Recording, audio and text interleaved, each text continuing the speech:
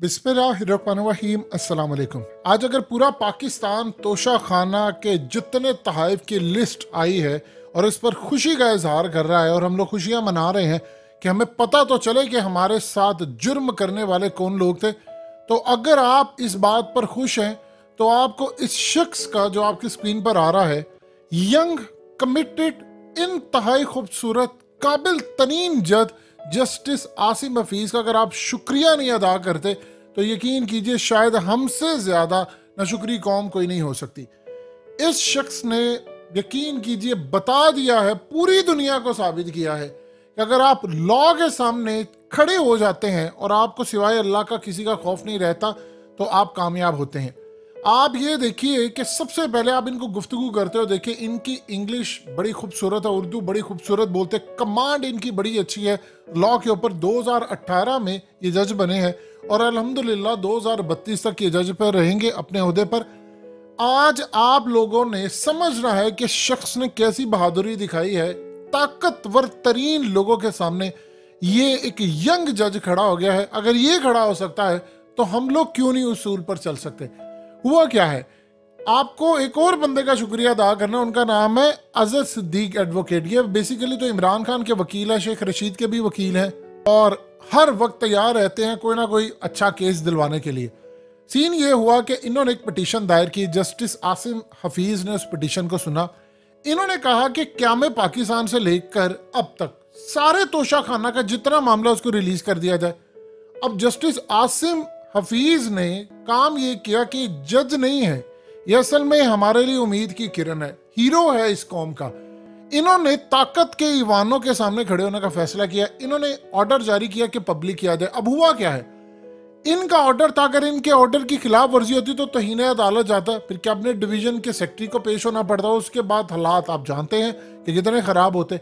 इन्होंने कहा जी रिकॉर्ड पेश करें, जो मर्जी होगा रिकॉर्ड पेश किया जाएगा। अब हुआ क्या कि कल रात को वो रिकॉर्ड अपलोड कर दिया गया, आज अदालत के अंदर पेशी थी इनकी। अब मजे की बात यह है कि जस्टिस आसिम हफीज आज कहते हैं, मैं रिजेक्ट करता हूं इस बात को।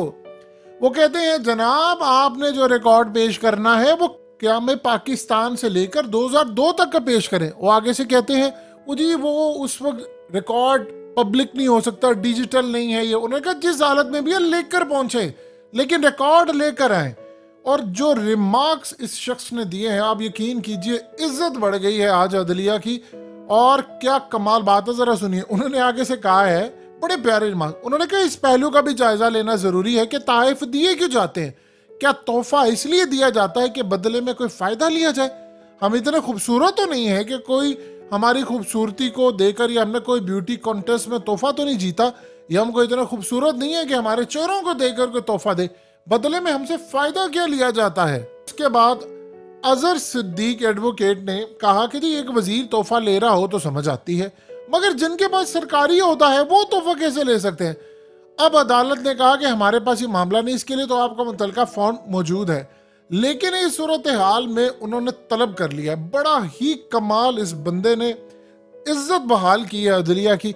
देखिए जो यंग और पढ़े लिखे जज होते हैं वो आपको बताते हैं, अब इस जैसे बंदे को आप खरीद नहीं सकते। इन्होंने पहले भी कई फैसले दिए।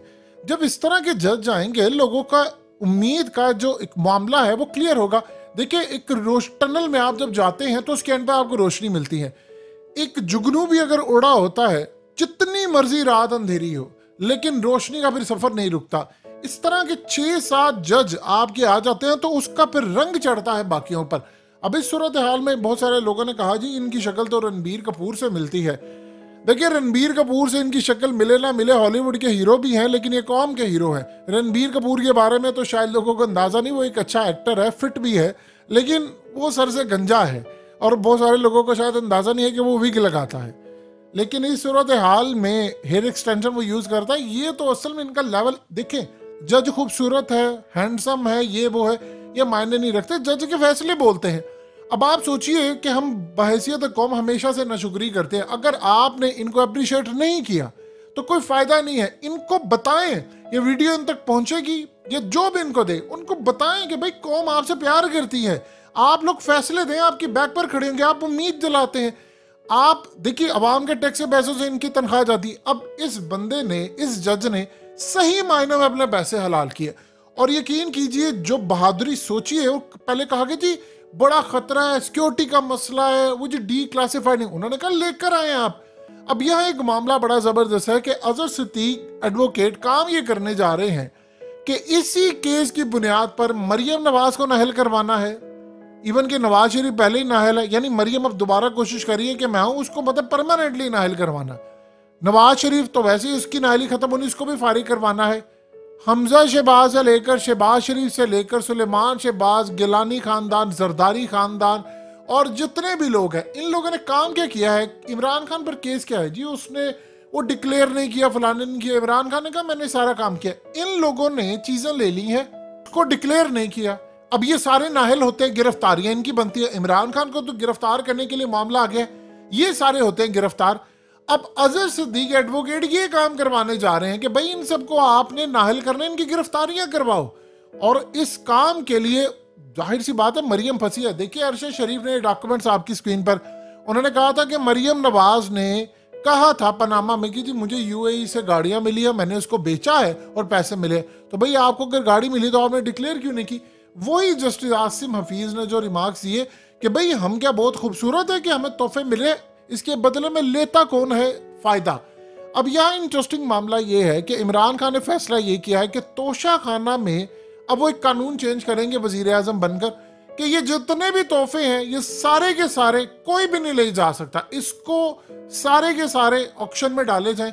और ऑक्शन भी शफाफ होनी चाहिए, ये नहीं कि जिस तरह साफियों ने ऑक्शन ले ली, फलाना ले ली, यानी ऐसे ऐसे लोगों ने रोलेक्स घड़ी ले ली। यकीन कीजिए रोलेक्स घड़ी पहनने को दिल ही नहीं करेगा अब किसी का, ना आपका, ना हमारा, ना किसी और का, कि यार इन लोगों ने भी रोलेक्स घड़ी ले ली है। अब सूरत हाल क्या पैदा हुई है कि यहाँ इंटरेस्टिंग सबसे ज्यादा जो मामला है, इमरान खान ने आकर इस कानून को खत्म कर देना है कि यार ये कानून ही नहीं रहे। उधर नवाज शरीफ ने मर्सिडीज ली है, जरदारी ने BMW ली है, और तोशा खाना रूल के तहत आप गाड़ियां नहीं ले सकते, बाकी सारी चीजें ले सकते हैं। अब इस सूरत हाल में आप अंदाजा कीजिए, जनरल जहीरुल इस्लाम जो साबिक ISI के चीफ है 2000 में कालीन ले गया। भाई आपकी तनख्वाह अवाम के टैक्स के पैसों से कम पड़ गई थी कि आपने 2000 रुपए का कालीन लिया। होता ही यूं है यार, अगर मिसाल के तौर पर 2 करोड़ की कोई चीज है, उसकी वैल्यू पहले डिक्लेयर करवाई जाती है 10 लाख, उसमें से भी आप कम अज कम 10%, 15% देते हैं। इमरान खान ने तो उसकी वैल्यू ठीक करवा कर उसको 50% पर किया था। अब यहाँ बड़ा मजेदार काम होगा कि इस सूरत हाल में अभी केस खत्म नहीं हुआ, केस तो भी बड़ा लंबा चलना और उसमें बड़ी चीजें निकलनी है। पता तो चले कि जियाउल हक को कितना मिला है, अयूब खान जो इन सब का बाप बना हुआ था उसको क्या मिला है, और कौम को भी पता चले। और सबसे बढ़कर अभी बहुत सारे उधर तक भी ये मामला जाना जहां तक कभी जा नहीं सकता था।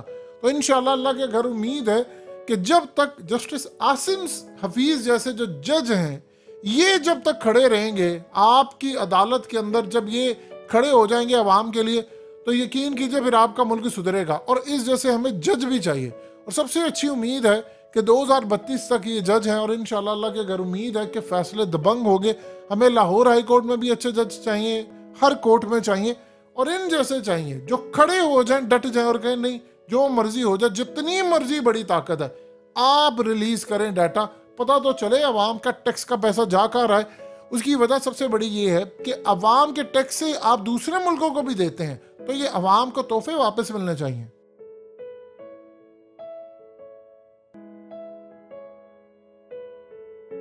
हकीकत टीवी को सब्सक्राइब करना मत भूलें, वीडियो को लाइक करें, शेयर करें और कमेंट सेक्शन में अपनी राय का इजहार जरूर करें।